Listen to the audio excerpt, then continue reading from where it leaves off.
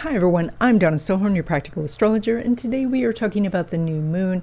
It's on May 26th, it's at 6 degrees of Gemini, and this is more than just an ordinary new moon because we have Mercury along with Uranus, Neptune, Saturn, and Pluto all in the mix, and this is causing this ongoing cosmic shakeup that you've been feeling. In this video, we're going to be diving into this new moon chart to see how it's going to affect you and what new doors of opportunity it could be opening for you. And then at the end of this video, there's going to be a segment continuing our series about activating your part of fortune. So you want to stay tuned all the way to the end. So before we talk about the new moon chart itself, let's talk about the long-term horizon. And let's start with Uranus, which is at late degrees of Taurus. And this is not a great place for Uranus to be. This started in June 2024, and because I think we're even going to feel it in the early degrees of Gemini, we are looking at this energy until at least mid-2026. Now, the reason I say this is not a great place for Uranus is because Uranus is about disruption and sudden unexpected change, which can be the pleasant surprises that we all want and look for occasionally from the universe. But Taurus is about stability and security. And so when we put these two together, we get this energy of feeling like there's no stability and no security at all. And of course, this gets more difficult if we're searching for security and stability. It's like if we're on a roller coaster, we're not expecting anything but the ups and downs and, the startling changes that a roller coaster brings. And personally, I don't like roller coasters. You might not either, but that's kind of what we're on right now. And if we have the mindset that we're on a roller coaster, so there is a lot of changes going on, and we're not necessarily going to have that quiet stability for a while. If we can get into that mindset of we're expecting the unexpected changes, then things can be a little bit more comfortable, but more importantly, we can prepare ourselves to meet and greet the opportunities that are coming. Now, at the same time, Neptune is in Aries, and Saturn joins Neptune in Aries on May 24th. And so if you think of Neptune as a vision of what you want, the picture in your mind, the beautiful utopian ideas that you have, Saturn is the planet of practicality, of the work that it takes to build that vision. And so it's kind of like the architect drawing the blueprints from what you are saying your vision is. And so putting these two together, we get the picture of what you want and the plans to get there. So technically that's a great combination. So then if we look at Uranus as dislodging us or getting us unstuck from a place where maybe we're in a rut or maybe we're not seeing the opportunities around us, then it makes sense that we have all of this energy together to help loosen us to a point where we can see the opportunities and then go through the open door. And then Pluto's role in all of this, as it's going to be traveling through Aquarius, is very much about this transformation of who we are as individuals as well as who we are as a society. And so this allows you, now that you've been dislodged and you have a new vision, to go find your group, your tribe, your audience. So it is quite possible that around the time of this new moon, you're going to receive some sort of message. And that message could come from someone you know, or something you've watched, or a message from the universe. Now, I know that sounds like a lot for one little new moon, but this new moon is making the trine to Pluto as well as the sextile to Neptune and Saturn. And so if we thought about a picture of this, to me it feels like the Three of Pentacles. Now, in the Three of Pentacles, we have the person with the resources, that would be Pluto. That person gets together with the person with the vision, that's Neptune, and the carpenter who has the skills, that's Saturn. And so that might those three roles might all be you, or you are pulling in that information from other sources, and together you're building your monument. And this is Gemini new moon. So a Gemini new moon is the spark of the idea. This doesn't mean that everything has to be built and completed in 2 weeks. It can't be. This is just the beginnings of the plans. And from there, then you have a direction, and then it's one foot in front of the other to get to your destination. And if you want to know what's ahead for you in 2025 and 2026, I do readings. These readings are live readings with me via Zoom, and we cover your questions, and so there's a link in the description. Okay, Aries. Once a year we get a Gemini new moon, and it's going to light up this area of your life, and that gives you more opportunities and more help from the universe to get something done. And this is your area of communication.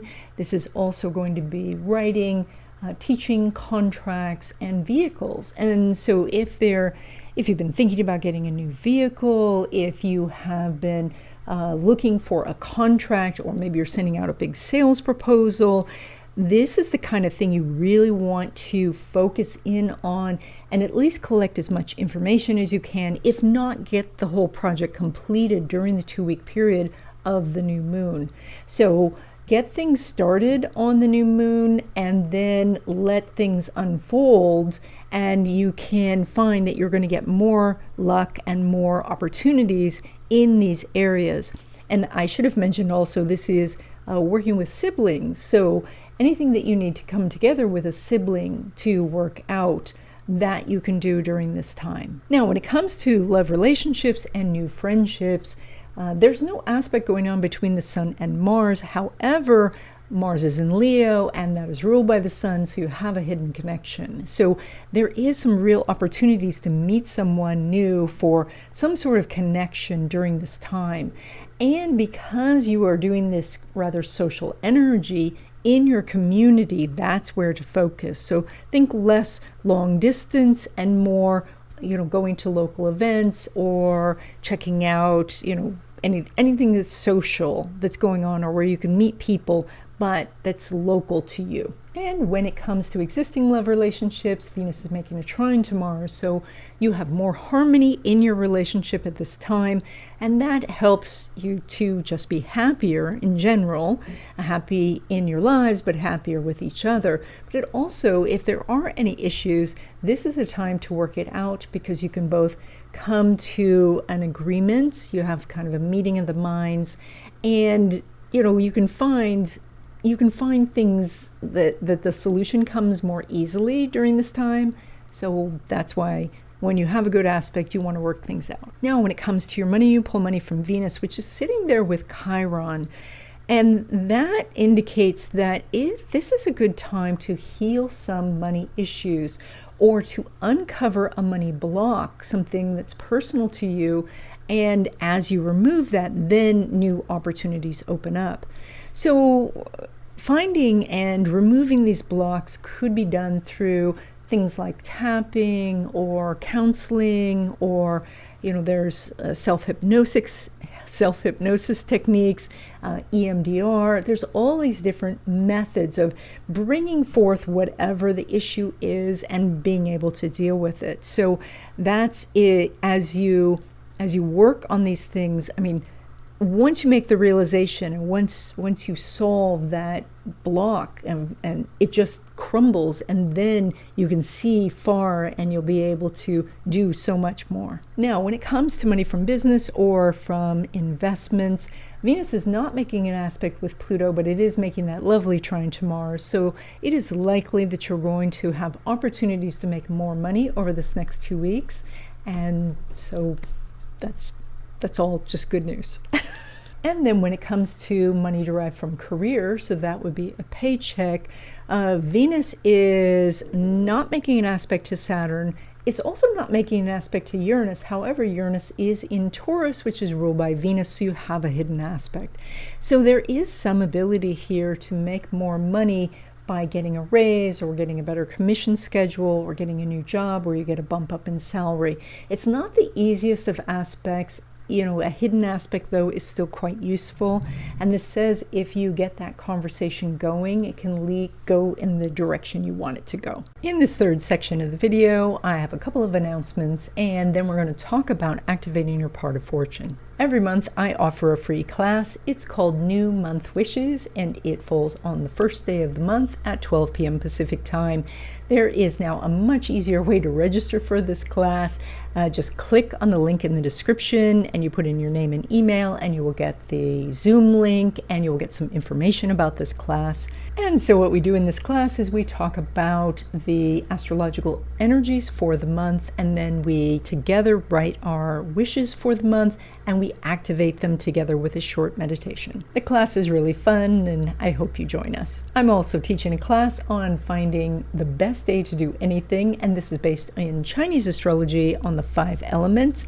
It's a really simple method of determining the energy that you have and the energy of the day, and seeing how you can utilize the energy of the day to get the things done you want to get done. This class is part of a summit where I'm speaking with a bunch of people who are talking about very interesting topics like spirit guides and altars and all kinds of things. And so there's a link to this summit in the description. And if you like videos like this and you would like to support me and astrology in general, there is a join button next to the subscribe button, and I appreciate your support. So the part of fortune in your chart, as we've talked before, is not a planet. It is just a point, and it is derived from your sun, moon, and ascendant. It is a place where you feel that you can gain and where you feel fortunate. Today we're going to be talking about the part of fortune going through the houses. If you don't know where your part of fortune is, I can send you a PDF of your chart. There's a link in the description, and then just put in the subject line that you want to know where your part of fortune is. If you have part of fortune in the first house, you have the ability to feel what is wanted and needed by others, and this can make you very popular. So with this placement, you make most of your headway through your own efforts.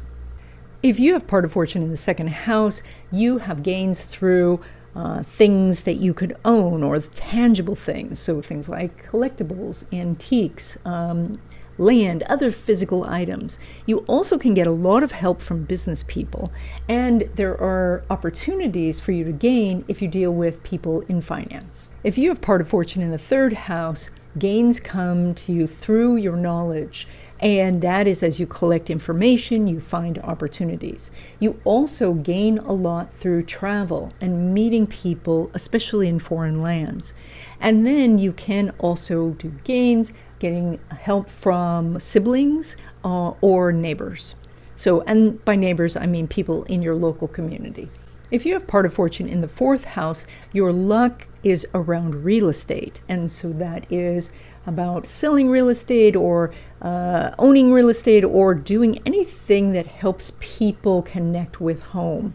You can also get support from family members, and if you build yourself a strong foundation, and that would be like having an emergency fund and having some basic skills, you can really build towards material success. If you have part of fortune in the fifth house, you have good abilities when it comes to creative things, and this could include art or music, design, acting. You also may have special connections with children, as well as you get extra luck when it comes to speculation. If you have part of fortune in the sixth house, it's going to sound a little counterintuitive, but you actually have an easier time finding a job, and you might find a very good paying job.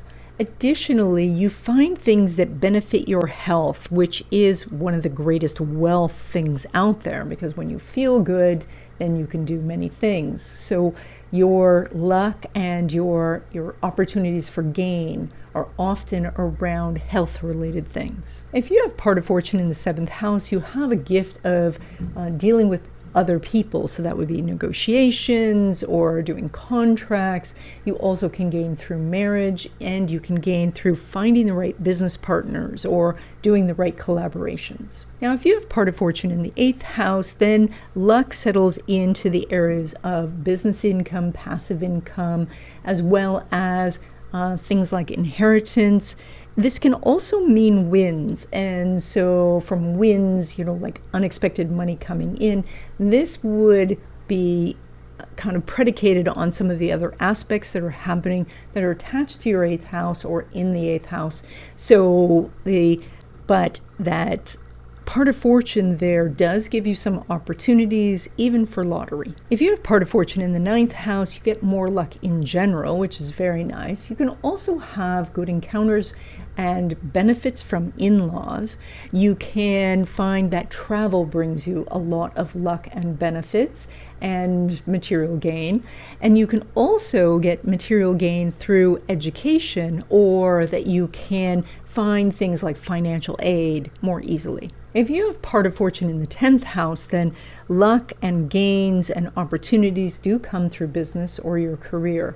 It also helps give you a good reputation and social standing. It helps attract people to you so you can gain a following, and it helps you move up in your career within a company or to expand your business. If you have part of fortune in the 11th house, then friends bring you luck and gain. So as you widen your circle of friends, you have more opportunities for that. You also can, since you're quite inventive, you could invent something that brings you financial benefits. You could also receive a good, strong salary with part of fortune in the 11th house. If you have part of fortune in the 12th house, there is more general luck and protection in your life. There's more of an active guardian angel. You also have good abilities when it comes to art and music and design. You can do well working for a large company. You can also trust your gut a little bit more, because you have enhanced psychic gifts. So next month, I think we're going to continue this theme of prosperity. And so we're going to be talking about some of your different money houses that you have in your chart. You have more than one, and where they are pulling money from. So we're going to start to unravel that little puzzle so that you can find where the money is in your life. And by the way, if you have not subscribed to the newsletter, consider doing so. It's an illustrated weekly newsletter, and it talks about the energies for the week, and you can sign up. There's a link in the description, and I will see you in the next video.